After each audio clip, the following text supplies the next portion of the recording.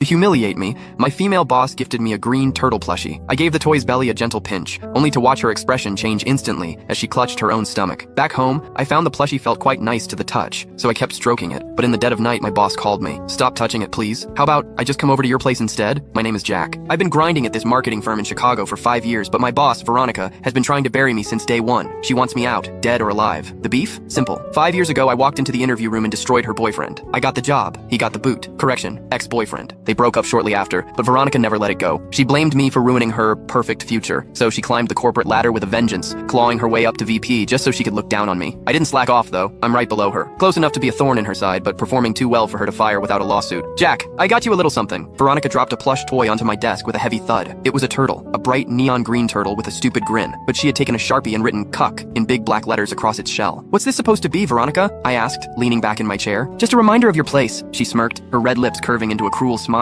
"Heard about your girlfriend, or should I say ex-girlfriend, cheating on you with a finance bro? Ouch. This turtle is slow and pathetic. Just like you." The office went silent. Whispers rippled through the cubicles. "That's cold even for her," someone muttered. My jaw tightened. 2 days ago, I found out my girlfriend was banging some guy from Wall Street. I was raw. I was angry. And Veronica knew exactly where to stick the knife. "Cute," I said, my voice low. "Thanks for the concern, Veronica. I'll be sure to return the favor." I grabbed the turtle by its neck. I didn't explode. I didn't scream. I knew she was baiting me. One HR violation, one outburst, and she'd have the ammo to fire me. 5 years of psychological warfare, and she was still waiting for me to slip. "Huh, I'll be waiting," she whispered, spinning on her heels and walking away. I took the damn turtle home. I threw it on my couch. It was an insult, sure, but it fueled me. It was like bitter medicine. It woke me up. I stared at the green fabric, swearing to myself that I'd never be a simp again. No more getting played. I picked up the turtle, intending to toss it in the trash, but my thumb brushed against the fabric of its shell. I paused. I ran my hand over the bottom of the shell, near the tail. What the hell? It felt weirdly good. Not like cheap polyester. It felt warm. I rubbed it again. The texture wasn't fabric. It felt like skin. Soft, yielding, elastic skin. "This is insane," I muttered. "It's a $5 gag gift. Why does the ass feel so realistic?" I pressed my fingers deeper. It had resistance. It had warmth. It felt exactly like squeezing a woman's ass. No way! I shifted my grip and rubbed the turtle's stomach. Soft, velvety, but different from the back. It felt like a flat, toned stomach. It felt terrifyingly familiar. I closed my eyes and rubbed the lower belly of the toy. A shiver ran down my spine. It felt exactly like touching my ex-girlfriend. No, better, smoother, tighter. Is this some kind of new silicone tech? I wondered aloud. Did she spend a fortune on a high-tech sex doll just to mock me? I was lonely, drunk on whiskey, and angry, so I didn't stop. I spent the night mindlessly stroking the plushie, trying to numb the pain of the breakup. I fell asleep cuddling the damn thing, my hand resting on its soft underbelly. It was the best sleep I'd had in weeks. It felt like there was a real woman in bed with me. The next morning at the office, Veronica looked like a train wreck. "Ms. Veronica, are you okay?" an intern asked. "You look exhausted." Veronica had dark circles under her eyes. She looked like she hadn't slept a wink. She was jittery, on edge. "I'm fine," she snapped, storming into her office. "What's her problem?" I whispered to myself. "Needs to get laid, probably." She slammed her door shut. I smirked and went back to work. Around lunch, I walked past the break room.